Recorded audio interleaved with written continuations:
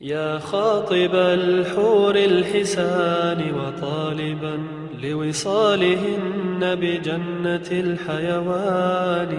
لو كنت تدري من خطبت وما طلبت بذلت ما تحوي من الأثمان.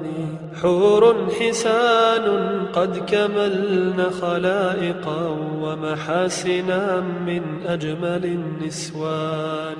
حورا يحار الطرف في الحسن الذي قد ألبست فالطرف كالحيران،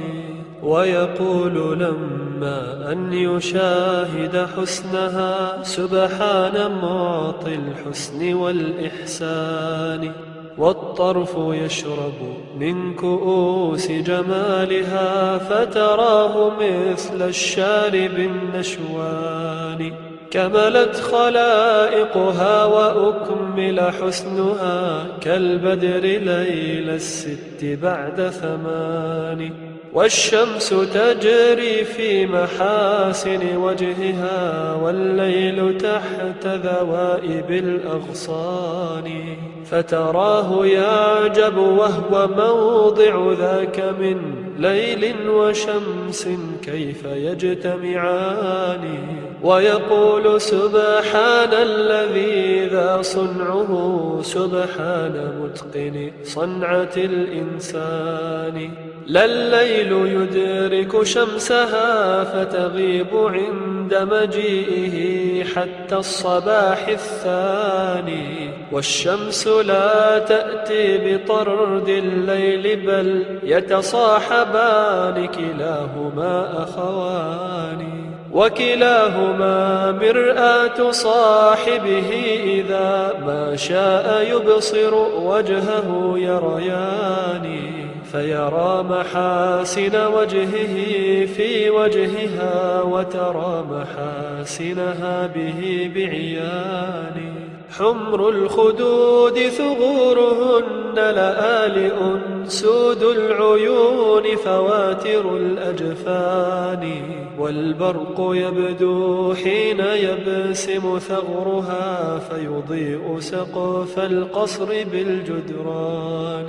ولقد روينا أن برقا ساطعا يبدو فيسأل عنه من بجنان، فيقال هذا ضوء ثغر ضاحك في الجنة العليا كما تريان، ريانة الأعطاف من ماء الشباب فغصنها بالماء ذو جريان، لما جرى ماء النعيم بغصنها حمل الثمار كثيرة الألوان، فالورد والتفاح والرمان في غصن تعالى غارس البستان، لا الظهر يلحقها وليس ثديها بلواحق للبطن أو بدوان، لكنهن كواعب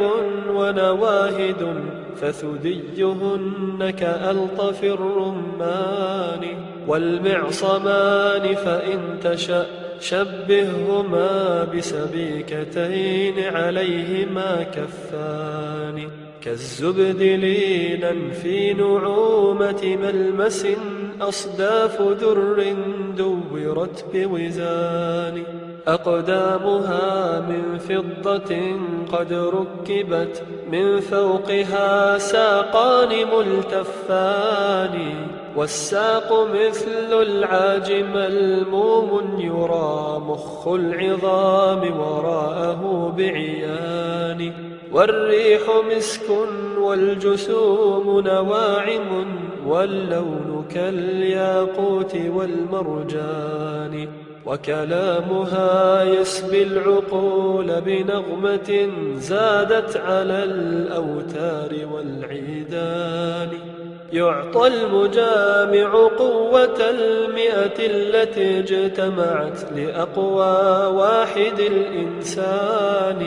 لا أن قوته تضاعف هكذا، إذ قد يكون لأضعف الأركان. وأعفهم في هذه الدنيا هو الأقوى هناك لزهده في الفاني، فاجمع قواك لما هناك وغمض العينين واصبر ساعة لزمان. ما هاهنا والله ما يسوى قلامة ظفر واحدة ترى بجناني،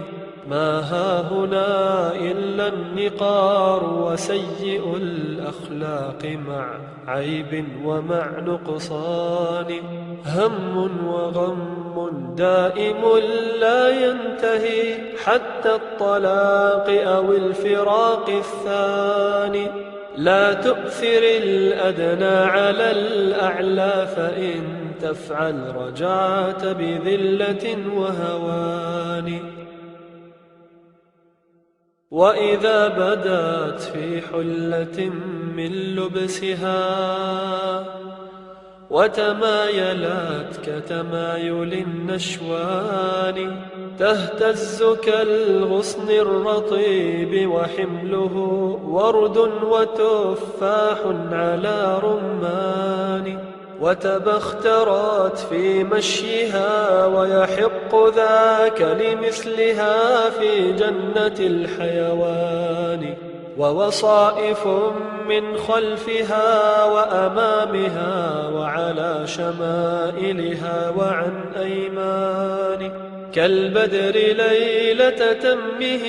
قد حف في غسق الدجى بكواكب الميزان، فلسانه وفؤاده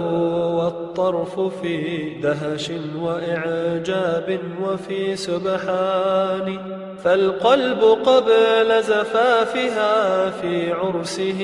والعرس إثر العرس متصلان، حتى إذا ما واجهته تقابلا أرأيت إذ يتقابل القمران، فسل المتيم هل يحل الصبر عن ضم وتقبيل وعن فلتان، وسل المتيم أين خلف صدره